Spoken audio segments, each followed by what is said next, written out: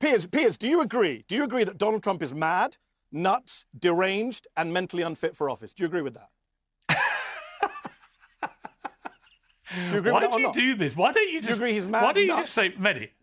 I mean, it's a simple question, Piers. People are watching. Do you agree that Donald Trump is mad, deranged, it's not your show, and unfit for office? About something else. It's interesting because let's assume a scenario here which plays out. I said on my show on Monday, we were talking about the polling for Trump and the midterms coming up pretty soon now. All right, we're nearly in March. You've got midterms in November. It is highly likely, the way things are looking, that the Republicans will get a big beating in the midterms unless something extraordinary happens, which it might. But if they do and they lose control of the House, then any president in that position pretty much becomes a lame duck president.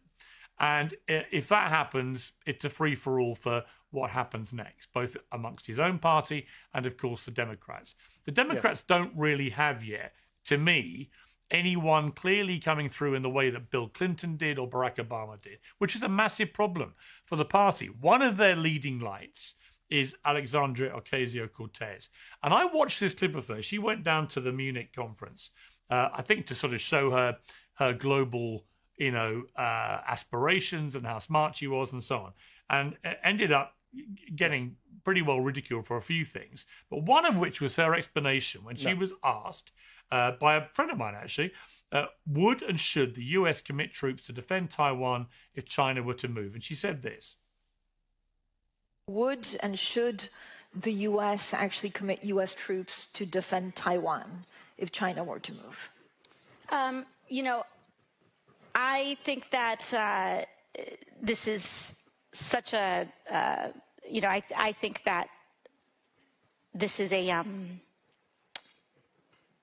this is, of course, a very long-standing policy of the United States. And I think what we are hoping for is that we want to make sure that we never get to that point.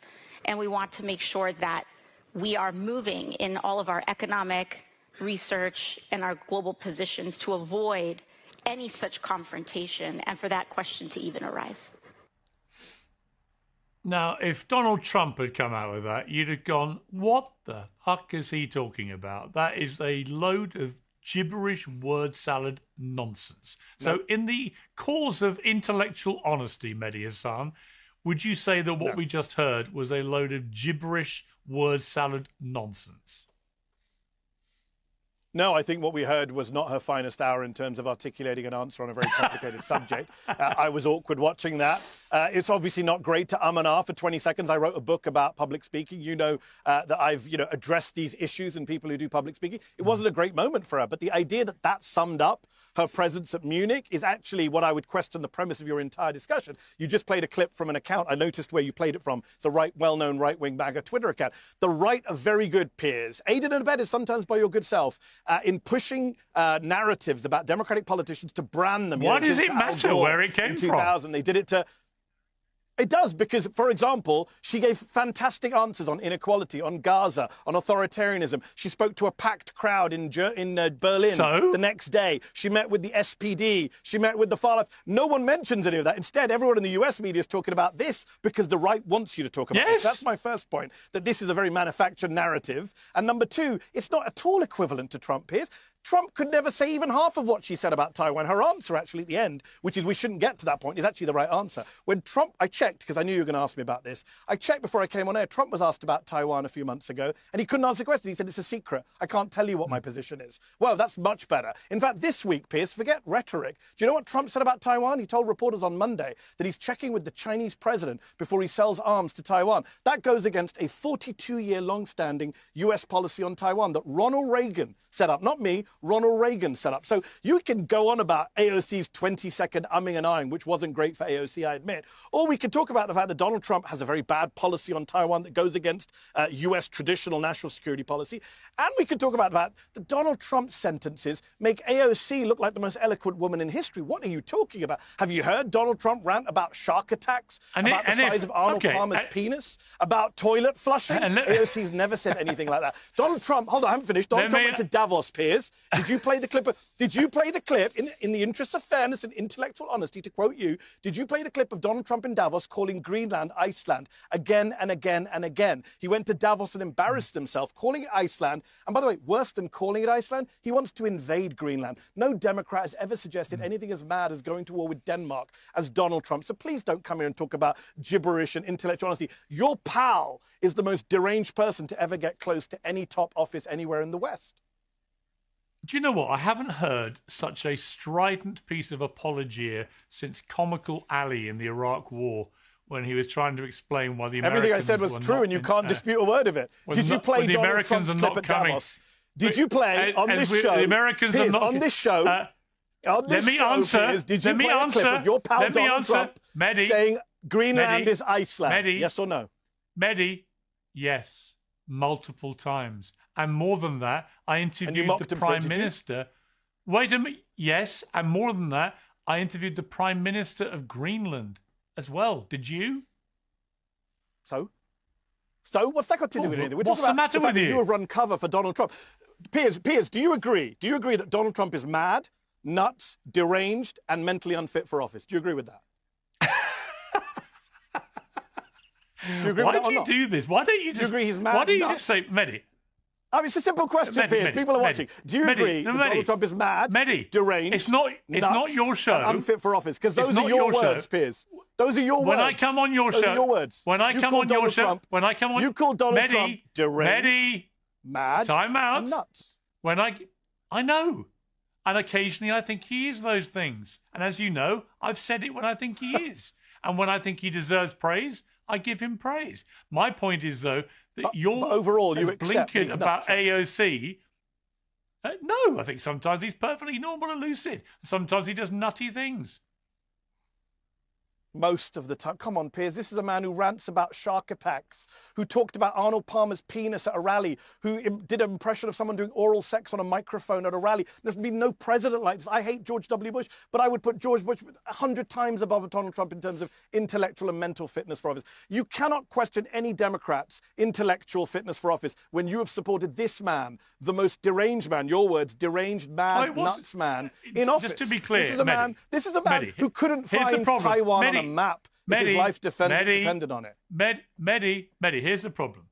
I'm afraid, listen, you know I like you, I respect you very much. You've built an amazing business with Zeteo. Congratulations.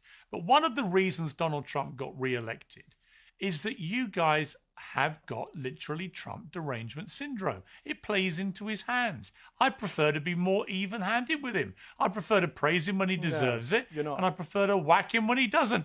When you're so blindly enraged by everything, including silly jokes he says, you're so deranged about him, actually in the end, you managed to achieve the unthinkable. You managed to help get Trump re-elected. Hold on. He got re-elected with a bigger majority.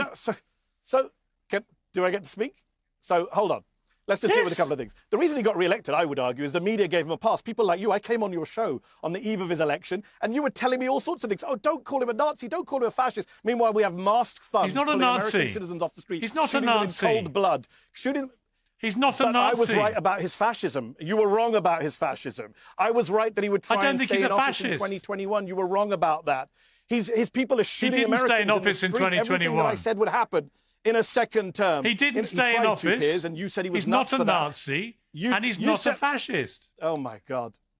Piers, you, in January 2021, accused him of trying to stay in office. You said he sent an armed mob to the Capitol. You said he should be removed from office, never be president again. You changed your tune once he got back to the presidency. I get that. That's fine. No. I've been right about everything I've said about Trump. And as for being Trump derangement syndrome, it's the very opposite. Even I didn't think he'd be trying to start a war with Denmark. Even I didn't think he'd be shooting Americans in the street 14 months into his presidency. Even I didn't think he'd be this corrupt on this level so openly. So, in fact, he's been much worse than those of us who allegedly have TDSs. You have TDS, Piers. You have Trump denial syndrome. When I say to you, is Trump racist? You say, no, he's not racist, even though he calls Somalis low IQ, Piers. Do you agree that Somali people are low IQ? Is that not the most racist thing? Just to explain, Mehdi, just to explain. You're dodging me. This is not your show. Do you think Somalis are low IQ, Piers? This is not your show, Mehdi. Do you think Somalis are low IQ?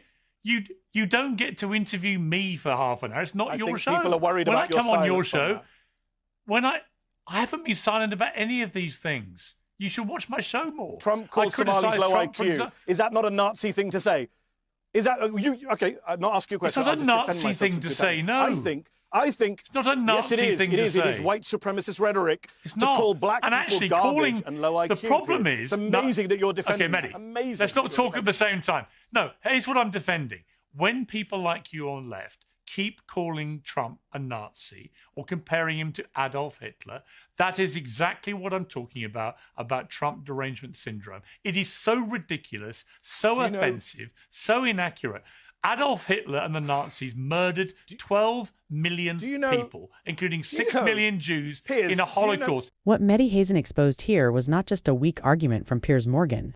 He exposed the entire scam behind performative centrism. Because let us be honest about what happened. Piers did not bring that AOC clip to have a serious conversation about Taiwan policy. He brought it to build a contrast. The contrast was the point. One awkward answer from a Democrat gets held up like a national emergency, while Donald Trump can spend years saying racist, incoherent, dangerous, and plainly unfit things. And somehow we are still supposed to treat him like just another normal politician who occasionally gets a bit carried away. That is the fraud. That is the whole game. And Mehdi blew it up in real time. The first thing that matters here is that Mehdi did not even try to pretend AOC had given some brilliant answer. He conceded immediately that it was not a good moment. That matters because it took away the cheap escape route. Piers could not accuse him of partisan blindness on that point. The weakness in the AOC clip was acknowledged right away. Done. Finished. Which meant the real question became this: why is one shaky answer from a Democrat treated as proof of intellectual unseriousness, while a mountain of far worse behavior from Trump gets endlessly softened, laundered, and excused? That is the contradiction Piers never had an answer to. And once that contradiction is exposed, the whole both sides act starts falling apart. Because what is Piers actually selling here? He is selling himself as the reasonable man in the middle, the balanced one, the brave truth-teller who praises Trump when he deserves it and criticizes him when he does not. Sounds lovely, sounds mature, sounds responsible. But when Mehdi starts quoting Piers back to himself, you can see the mask slipping. That was the most important part of the exchange. Mehdi did not just accuse Piers of inconsistency in some vague way. He pinned him down on his own record, his own words, his own past characterization of Trump, trying to stay in office. Sending an armed mob to the Capitol, should never be president again. Those were not left-wing smears. Those were Piers Morgan's own judgments when the political cost of saying them was lower. Then Trump returns to power, and suddenly the tone changes. Now it is all caution, now it is all balance. Now it is all both sides. Now it is all this tedious sermon about Trump derangement syndrome. That is not intellectual growth. That is not nuance. That is adaptation to power. It is axis politics. It is career preservation. It is a media figure deciding that being fully honest about Trump has become inconvenient. That is why Mehdi's line about Trump denial syndrome landed so hard. Trump derangement syndrome is a phrase built to mock people for accurately describing what is in front of them. It is a way to make moral clarity sound hysterical. It is a way to make documented behavior sound like emotional overreaction. It is a shield for cowards. Mehdi turned it around and named the actual disease: Trump denial syndrome. The refusal to say the clearest thing because saying it would force consequences. The refusal to apply obvious language to obvious conduct because you want to keep pretending you are above the fight. And that is where this stops being about one TV segment and starts being about a larger media sickness. There is a whole class of commentators who want the benefits of criticism without the burden of conviction. They want to look tough enough to keep credibility, but never so honest that they lose access to power. They want to sound appalled but not precise. They want to say something is troubling, concerning, inappropriate, maybe absurd, maybe abhorrent, but never racist when it is racist, never fascistic when it is fascistic, never corrupt when it is corrupt in plain sight. Why? Because exact language closes doors, exact language costs invitations, exact language forces choices. That is what Piers was trying to avoid, and Mehdi would not let him avoid it. Look at that Somali exchange. It tells you everything. Mehdi asks the question directly. Trump says Somali people are low IQ. Is that racist? Simple, clean, no place to hide. And what happens? Evasion, procedure, tone policing. This is not your show. You do not get to interview me. That is what people say when the substance is killing them. They retreat into format because the facts are wrecking them. That matters because it reveals the hierarchy at work. A Democrat gives one bad answer, and the answer itself becomes the scandal. Trump says something dehumanizing about black people, and suddenly the scandal becomes the tone of the person pointing it out.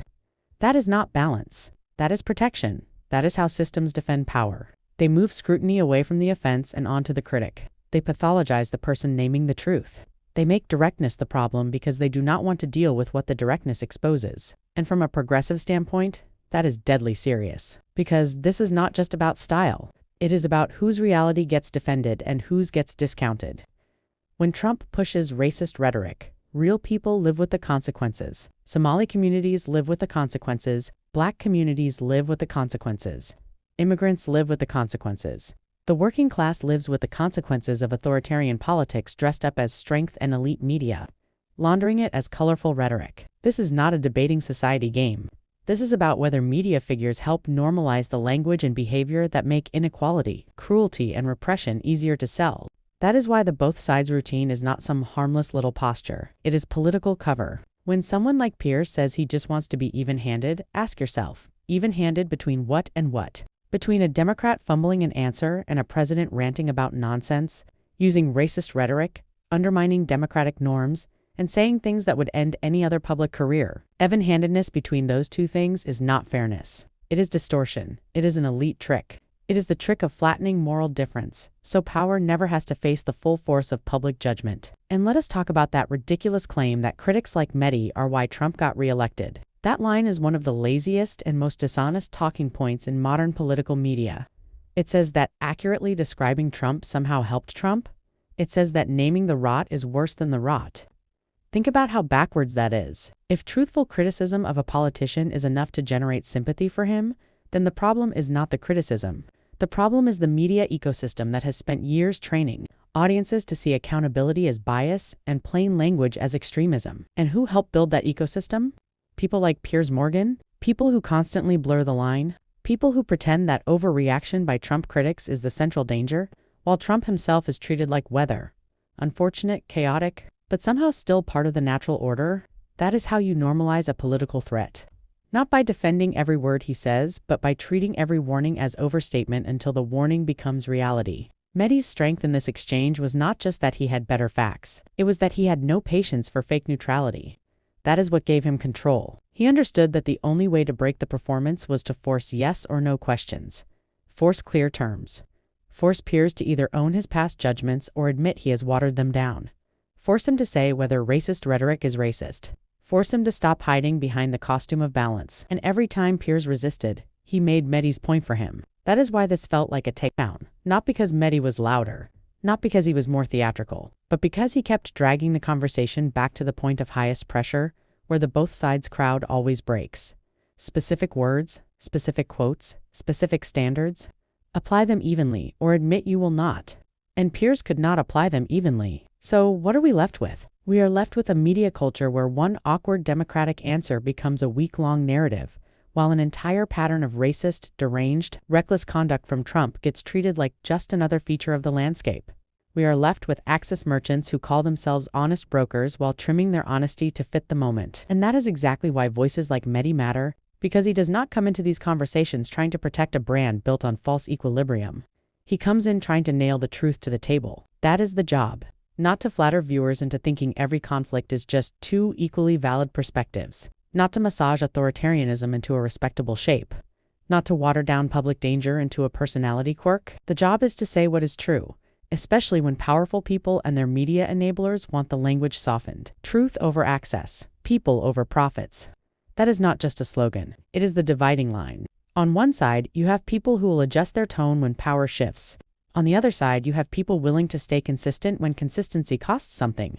One side protects relationships, the other protects the public record. One side performs honesty, the other risks something to practice it. And after watching that exchange, it is obvious which side Mehdi was on and which side Piers was on. If you believe media figures should stop laundering extremism as balance, stop dressing cowardice up as nuance, and stop asking working people to accept obvious lies in the name of civility, then hit like, subscribe to the Sterling Lens, and stay in this fight. And let me know in the comments what was the exact moment Piers lost control of that exchange. For me, it was the moment the conversation stopped being about AOC and became about his own refusal to say the clearest thing about Trump.